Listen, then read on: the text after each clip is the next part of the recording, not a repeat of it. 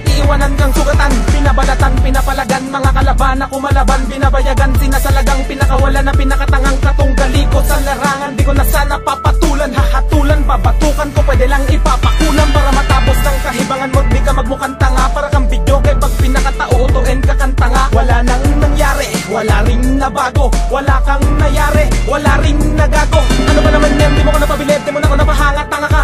Akin na pinilas, akin na hinabas, para kami nalas talaga. Batikan to, tanginan to, mga bako, halikan mo. Kung anong unang pinag-aralan mo, sarap ay balikan mo, bobo. Marahil ngay nagtatanong ka na ngayon kung bakit tagumpay ang aking kapit at sa'yo ay puro laing. Bakit ba naman kasi nagpipilit ka pa, kahit na alam kong mga tira mo'y meron ka ba? Meron pa bang pag-asa na kami mapatumba? Di ba lahat ng nakasama mo kami sinasamba? Nangangamba ka ba na sa amin ay samain, kaya't lahat ng kabiguan ay iyong tatanggapin? At narating ko na lahat ng di ko na malayan, tinalo na kita, wala nang dapat pag-awayan, wala nang dapat pag-usapan, di na dapat magsabayan. Mga awit ko sa bayan, mga awit mo wala yan. Hindi ko kasalanan na ikaw ay mabigo, pinagdaanan ko'y diretso, sa'yo lang may paligo. Kaya't wag mo akong sisihin sa iyong pagkadapa, masyado ka kasi nakabante sa iyong pagkatuwa. Kasalanan mo kasi pinilit mo kaming gaguhin ka, kasalanan mo kasi pinilit mo kaming patulan ka, kasalanan mo kung bakit kayo ay nakabaon, kayo ang unang nagpilit, kayo ang unang naghamon. Kasalanan mo kasi pinilit mo kaming gaguhin ka,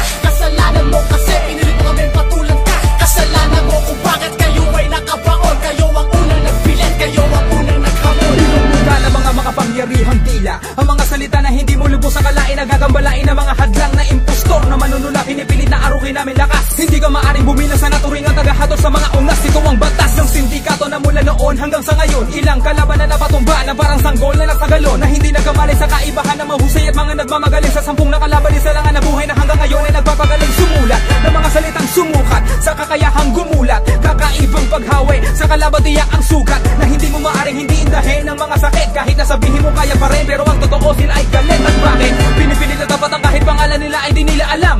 Ganyan na mahirap pag ang kalaban mo pinanganak puro mama. May sala kung bakit di ka makaahon sa pagkalubog, kundi ka ba naman tanga, bumangga ka sa mga matunog. Ito na naman ang malilimita ng mga binugaman na puro balya na kayo'y binitaw ng mga militar sa mga baratan ay magbababala ng mga kalaban na bigla nawala. Kasi nilibing ko sa pagkadura, mga nilubog ko sa pagkadapa, mga binaong ko sa pagdarapa. Kapagdebati at namati ang ungas sa pagbalanse ng mga letra kong tagos, tapos makikipagrebanse pagkatapos kong ibase ang mga hatol ko sa klase ng katulad yung bagsak kapag ako na ang nagklase. Di ko na sana papansinin itong isang mukhang abnormal, di normal ang pagkatao at pinanganak na animal. Ang utak kay pipino, pisakat na pipino, mahilig sa banyaga, di ka dapat Pilipino. Sinimula ko sa pabilisan, maaabutan mo kaya ang mga salita ko na para sa'yo, pagsasabungin pa kaya pasasabugin ko na lang na parang bomba sa Iraq. Kayo ang may kasalanan kung bakit kayo hirap. Kasalanan mo kasi pinilit mo kaming gaguhin ka, kasalanan mo kasi pinilit mo kaming patulan ka, kasalanan mo kung bakit kayo ay nakabaon, kayo ang unang nagpilit, kayo ang unang naghamon. Kasalanan mo kasi pinilit mo kaming gaguhin ka,